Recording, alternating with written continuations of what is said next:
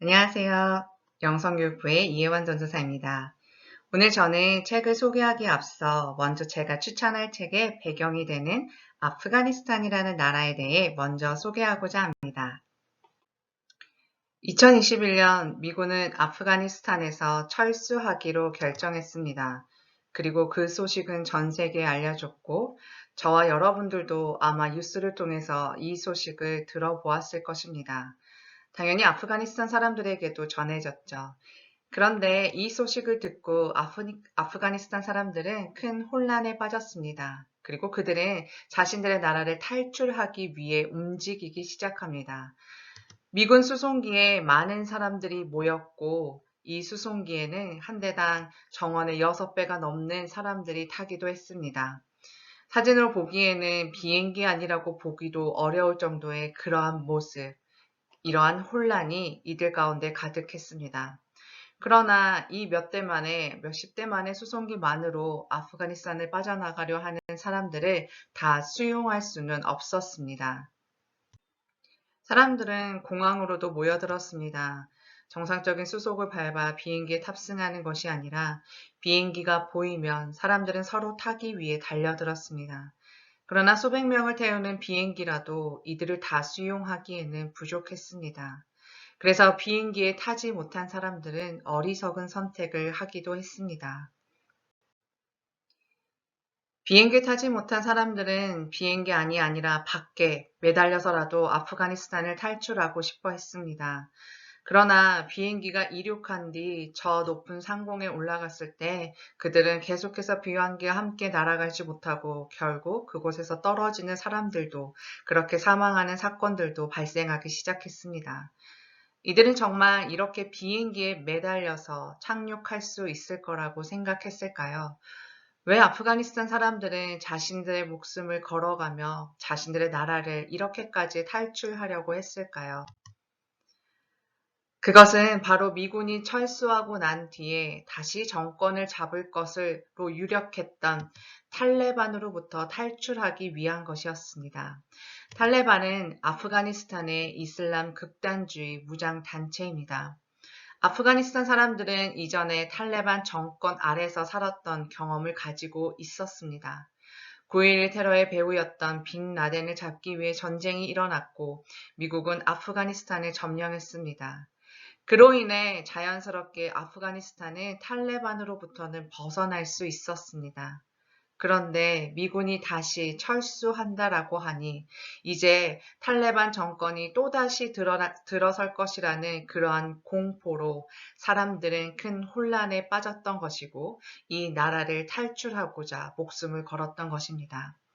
사실 저는 아프가니스탄에 대해서 잘 알지 못합니다. 정치적으로 이 나라에 대해서 어떤 문화적인 모습인지 잘 이해하기가 어렵습니다. 제가 오늘 추천하고 싶은 책은 아프가니스탄의 역사나 정치, 사회에 대한 책이 아니라 이러한 사회 속에서 살아가는 사람들에 대한 이야기를 소개하려고 합니다. 오늘 제가 추천할 책의 작가는 할레드 호세이니입니다.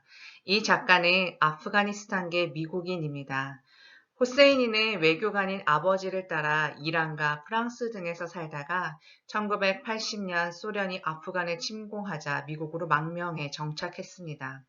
훗날 인터뷰에서 그는 생존자로서 자신의 죄책감을 느꼈다라고 그 당시를 회고하기도 했습니다. 할레드 호세이니는 재단을 설립해 아프가니스탄을 지원하는 사업을 펼치고 있으며 유엔 난민기구의 친선 대사로도 활동 중에 있습니다.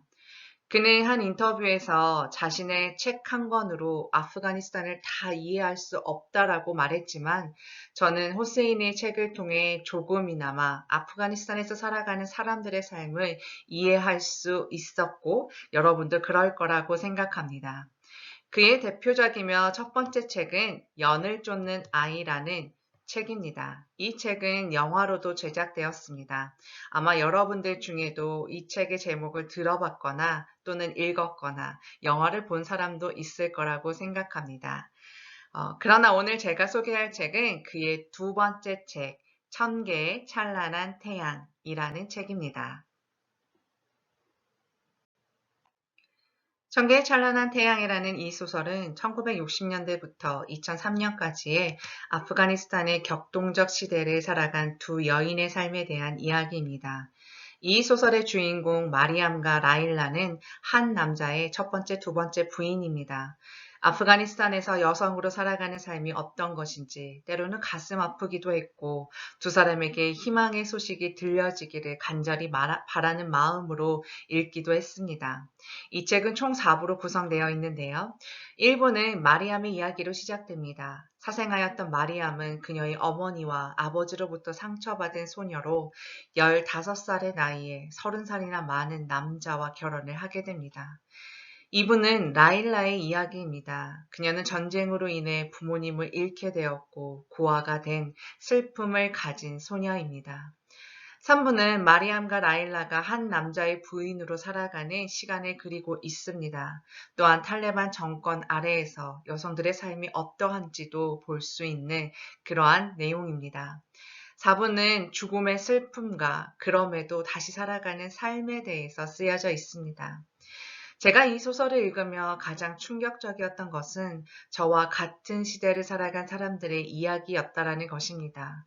아주 오래된 이야기가 아니라 저의 어린 시절과 마리암과 라일라의 시대가 겹쳐지는 시간이 있었다는 것을 발견하게 됐을 때 저는 이 소설을 읽으며 큰 충격을 받기도 했습니다.